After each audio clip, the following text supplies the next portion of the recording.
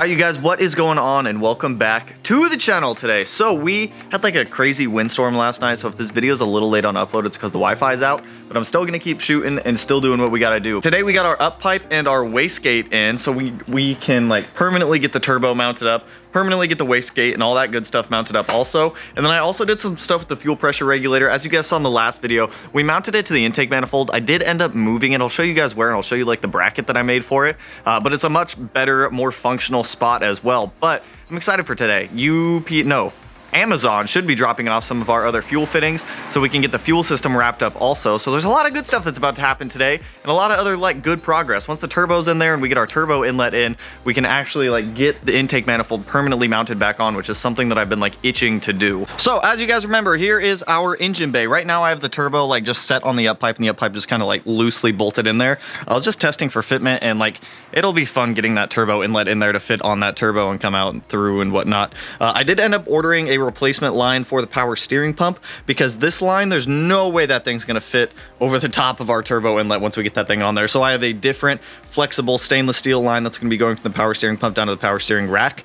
Some of you guys did point this out as well in the last video. Huge shout out to Killer B for sending over some more goodies for us. I haven't even made an install video on that. I just test fit it in here with the fuel pressure regulator and everything like that. But as you guys can see, I did move the fuel pressure regulator. It is now mounted up on top of the pitch stop, which just makes a lot more sense. There's a lot more room for it, and there's no clearance issues. Like as you can see, we have a huge gap between our intake manifold and the fuel pressure regulator, so it's gonna work a lot better up there.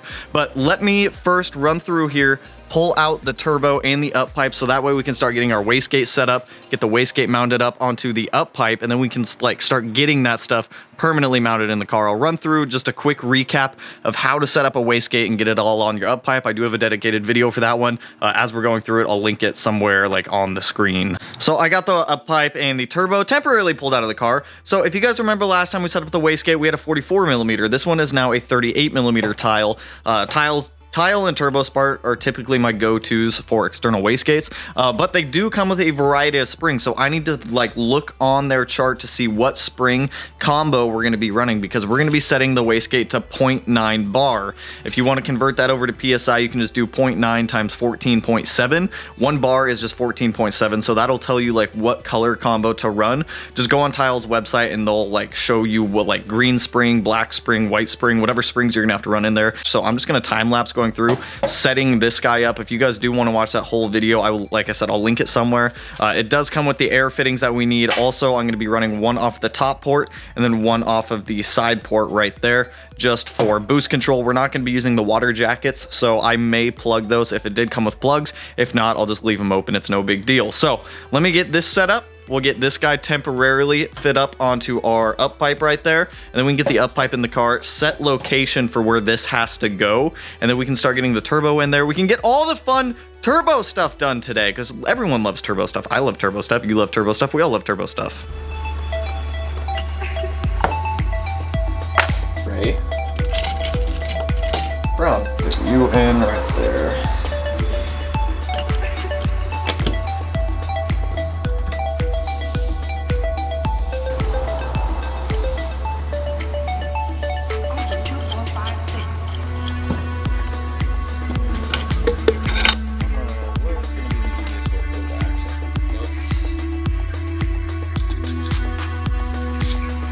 I want to make sure that this clears everything down there.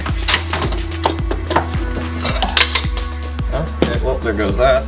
Grab that clamp off the clamp. So with our dump tube, I need to really turn that wastegate up more. So you guys can see our up pipe and our wastegate right there. All I did was I rotated the wastegate to the point where I know it's gonna clear everything. So the wastegate's been rotated. Then on the actual dump tube, you can see I marked a little bit of Sharpie on there. That is also on the wastegate as well. So that way when I line up the two marks, I know that the dump tube clears the transmission and the axle. So that way we can just go mount all of this up on a bench and not have to crawl under the car and fight with wastegate mounting, because if you've ever had to fight with wastegate mounting underneath the car, it is garbage. It sucks to do. So all of our clearances on the wastegate are good. Let me pull it back out. We'll throw it back on the vise. We'll put all the V-band clamps on, and then we can get it put back in here.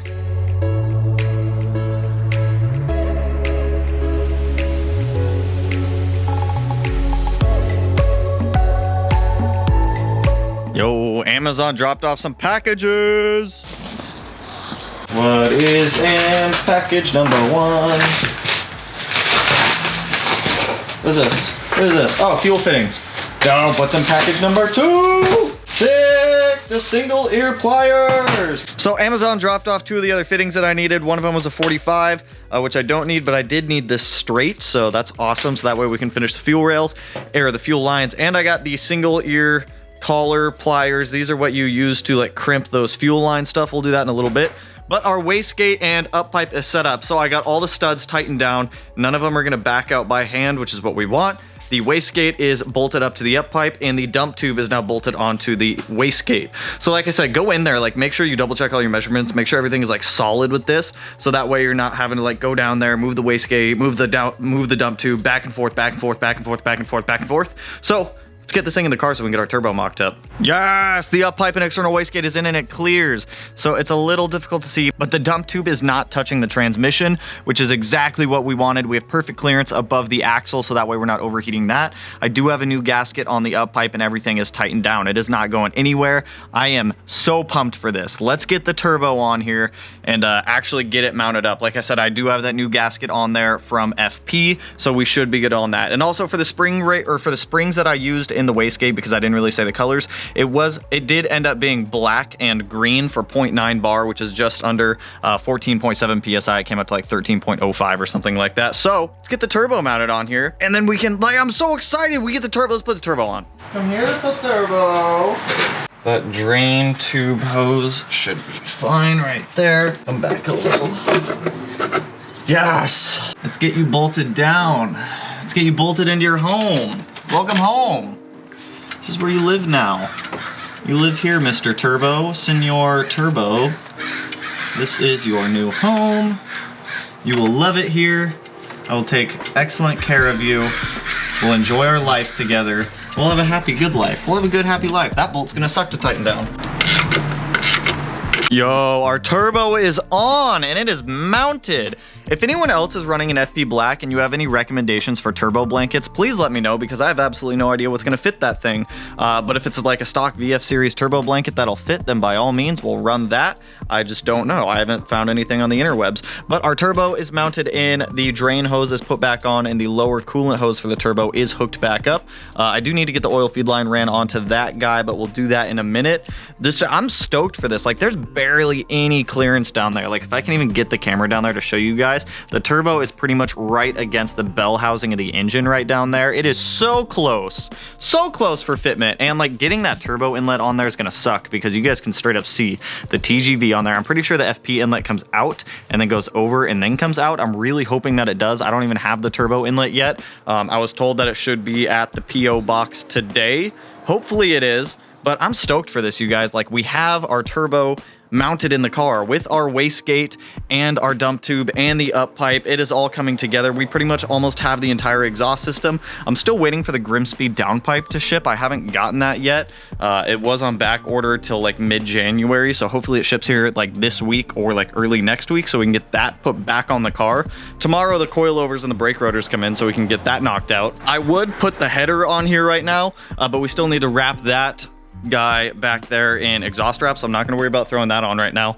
Next thing I want to get knocked out is I do want to get the fuel system cleaned up and pretty much wrapped up at this point, because now that I have those hose crimps, I can actually, or now that I have the tool to do those hose crimps on the fuel line, we can actually get all of that crimped down. So I'm going to run through here, clean up the fuel system, get it pretty much done with at this point.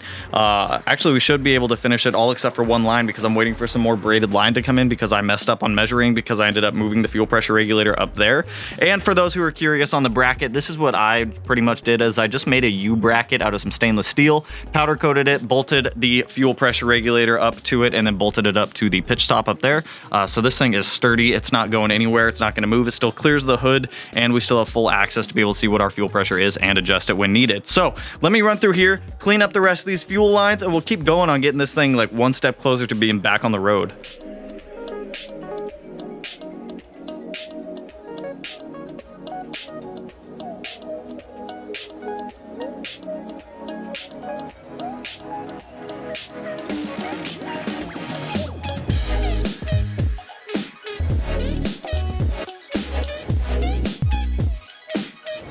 All right, you guys, so here is kind of what I got done right now. I had to update this PCV line for the AOS. Like I said, I'll give you guys a full install video on that one after it's like fully installed, but I did need to adjust that just a hair to get fitment good.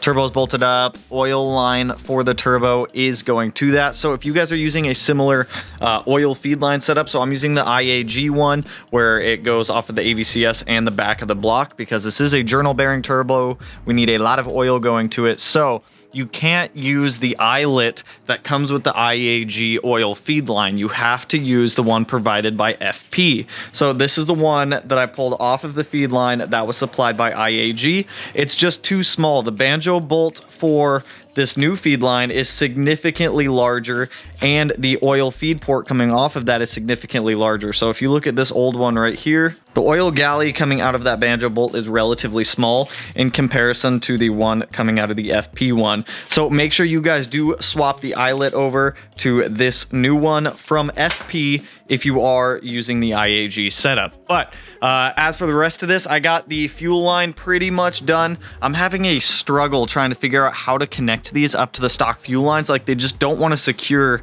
well. So I'm gonna call IAG, see what they have to say on that. Right now I'm on standby because I'm waiting for Amazon to drop off the rest of the fuel line to go from our feed up to the rails up there. But aside from that, we're looking pretty good. It's starting to look like a car again, you guys. I am super pumped. I'd like to get the turbo inlet in, but like I said, I'm still waiting on that to come in. So once the turbo inlet actually comes in, we can get the inlet in, we can get the manifold on, then we can start running a lot of vacuum lines and doing a lot of the smaller stuff that we've been on standby for. I'm still waiting for our intercooler and our downpipe to ship out. Those are two of the key components that we need to actually get the car started that I am waiting on. So hopefully those show up soon. But for now, like I said, we're gonna be on standby until Amazon drops off the rest of our stuff. All right, you guys, so unfortunately Amazon delayed the package, so we're not gonna get the rest of our fuel line today. So there's not much else I can do until we get the turbo inlet in, the downpipe, the intercooler. I still have a lot of other parts to install and stuff to get on the car, but for now, this is where I have to stop tonight. Off camera, while I was waiting for Amazon to like show up, I did do some things off camera. It's nothing like install fun, cool mods or anything like that. It's just kind of putting the car back together, but I'll show you guys kind of where the car's at right now. Tomorrow, I know I'm going to be doing the coilovers, the brake rotors, the brake pads, whole bunch of stuff. Non-motor related, but other things that we have to get done. So it kind of looks the same pretty much. I did get the radiator fans back in. I got the upper and lower coolant hoses back on, and then I also got the accessory belts put back on. So nothing crazy, just reinstalling some of those parts. And then over here, the other thing that I did was I did run all of the boost line or the vacuum line for the 3-port boost controller. I have the cob one in here. We covered it a couple videos back. This line up here is going to end up going to the turbo inlet over here, but this is routed the same way that I routed it on the 17 STI. So the top port off the wastegate is dedicated to port number 2. Port number 3 shares a port, so the side fitting on the wastegate down there goes into a T from the fitting that goes off the compressor housing of the turbo, and then it goes up into the 3-port boost controller up there. So aside from that, that's pretty much all I did off camera, and then I did some like much needed garage cleanup because tools were absolutely everywhere. I'm still missing some, and I have no idea where I put them. I think the car may have eaten my 10mm, so I do need to find that still. But good progress. I just can't do anything else till Amazon drops off our fuel line. I still have absolutely no idea how to connect up this fuel fitting up to these lines. I have no idea. I don't know if that's a retaining clip in there that I have to pull out, then shove that in, or if I just like just like shove it in like that. Either way, it's not going in. So like I said, that's all we can really do today until we get the fuel line and the rest of the parts in from whoever is shipping them in the land of shipping.